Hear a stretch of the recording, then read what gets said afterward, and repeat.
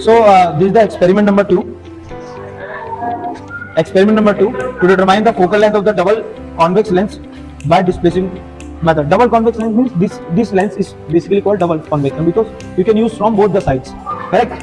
And by displacement method. What it is a displacement method? But before starting this one, your first procedure is to find out the roughly focal length. So the roughly focal length you can find out like this. You can first keep both the object near, means this lens as well as object, upright objects, and keep this thing at 100 or 0, so that reading can easily be, or you can easily find out the reading. This is what you got, an accurate image of this one. Window, assuming the window is infinite, so it is at 85 and it is at 100, so this is called 15. It is at 15, or you can say exactly it is coming at 15, but so write roughly focal length is 15.0. What you have to write? 15.0, correct? Now after this, see, come here, this is what x. So x is what the distance between the object and the image. So assume this is an image and this is an object. So the distance between these two is x, and how you will find out the value of x? X equal to 15 into 4 plus 10. So 15 for the 60 plus 10 means 70. So the distance between them is 70. So keep it object at 0 and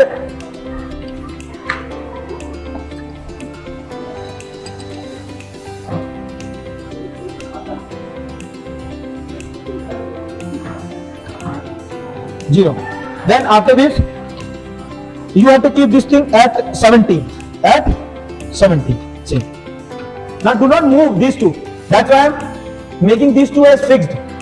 And do not move it. Now what you have to move? You have to move this one lens, which is called displacement method. Displacing, you are not displacing the lens. So first of all, try to see the dimness image. So dimness image is formed if and only if the object is kept beyond C. Kept beyond C. See, here I am getting a dimness image. So let me find out, let me remove the parallax. See, both the image and object are moving together. So this is the way how to remove the parallax. And these two tips are joined to each other. So please ensure all these things. So now record this one as reading. This reading 70, and it is at 50, 45, some 46 or 46.4. And this is at 0.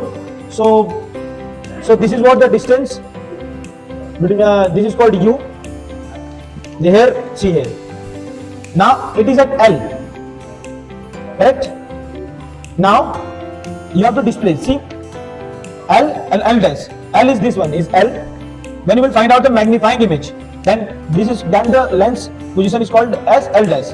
Axis fix, which is called right now 70, and D is the distance between the two lenses.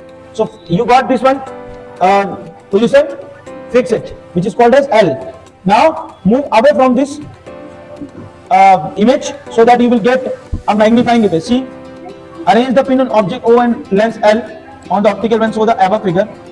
Principal axis, move the lens L near to the pin to get the dimness image. First, I dash of O and without parallax. Record the position of lens. Now move the lens near to object to position L dash to get the magnifying image. So I am going to find out the magnifying image. See how to get the dimness image, small image.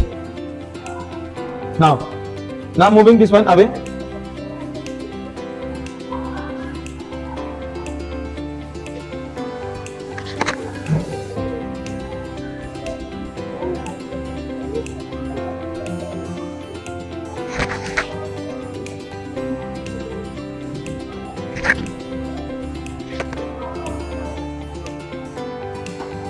See, the image is magnifying.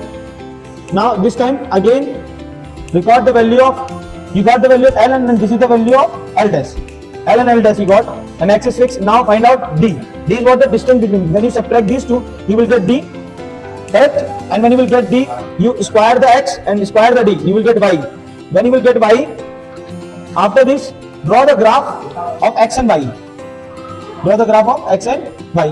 When you will draw the graph of X and Y, up to 1 decimal places, ensure that the reading, the value which you will find out through graph or anything else, that is up to 1 decimal only.